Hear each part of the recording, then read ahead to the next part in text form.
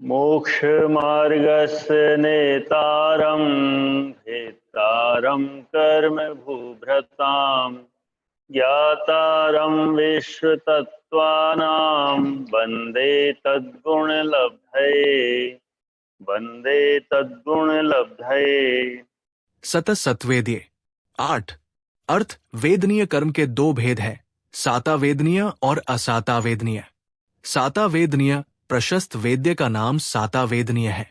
असातावेदनीय अप्रशस्त वेद्य का नाम असातावेदनीय है। जो वेदन कराता है या जिसके द्वारा वेदन किया जाता है वो वेदनीय कर्म है, या जीव के सुख और दुख का उत्पादक कर्म वेदनीय है।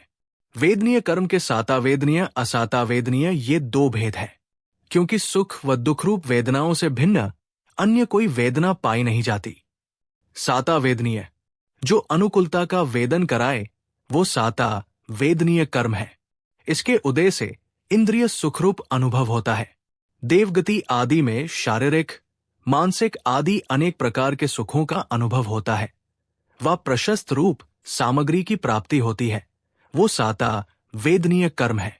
इंद्रिय सुख के कारण चंदन, कर्पूर, माला, वनिता आदि विषयों की प्राप्ति जिससे हो वो साता वेदनीय है। कप्र 14। साता ये नाम सुख का है। उस सुख को जो वेदन कराता है अर्थात भोग कराता है वो साता वेदनीय कर्म है। धवला 6/35। असाता वेदनीय जो प्रतिकूलता का वेदन कराए वो असाता वेदनीय कर्म है। इसके उदय से अनेक दुख रूप अनुभव अर्थात नरकादि गतियों में तरह तरह के दुख प्राप्त होते हैं।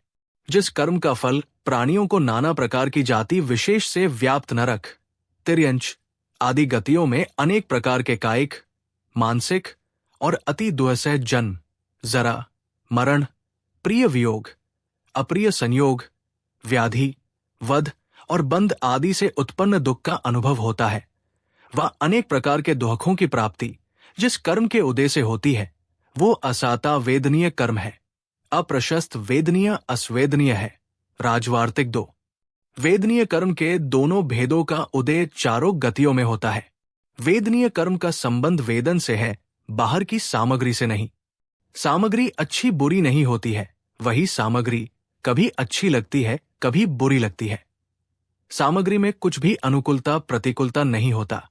जिसको साता वेदनीय का उदय होगा उसको तो वो सामग्री अनुकूल लगेगी, तथा जिसको असाता का उदय होगा उसको प्रतिकूल लगेगी। सातारूप मतलब सुखरूप उपयोग, अनाकुल सामग्री की प्राप्ति होना ये उपचार से है। असातारूप यानी दुखरूप उपयोग प्रतिकूल सामग्री की प्राप्ति होना ये उपचार से है। ज्यादातर लोग अनुकूल सामग्री को साता से जोड़ते हैं और असाता वेदनीय को प्रतिकूल सामग्री से जोड़ा जाता है, लेकिन ये सब उपचार से है, वास्तविक नहीं है। पुण्य पाप के उदय से सामग्री का आना जाना नहीं होता है। यदि पाप के उदय से सारी सामग्री जाती है तो क्या 6 खंड की विभूति को छोड़कर दीक्षा लेते हैं तो क्या उनके पाप का उदय है? नहीं है। इससे इस बात का पता चलता है कि पाप के उदय से सामग्री जाती नहीं है। तो क्या पुण्य के उदय से मिलती है? मिलती तो है, लेकिन वो सामग्री असाता के उदय का कारण बन सकती है, क्योंकि दुश्मन भी ज्यादा हो जाते हैं। इसलिए सामग्री का बढ़ना को पुण्य पाप का उदय वाली नहीं माननी चाहिए। ये सब उपचार से कहते हैं, और सामग्री के घटने को पाप का उद्देश्य नहीं है। ये सब साता व असाता वेदनीय के कारण से होता है। तत्वार्थ सूत्र अध्याय 8 सूत्र 8 से वेदनीय कर्म के उत्तर भेद की व्याख्या पूरी हुई। जिनवाणी माता की जय।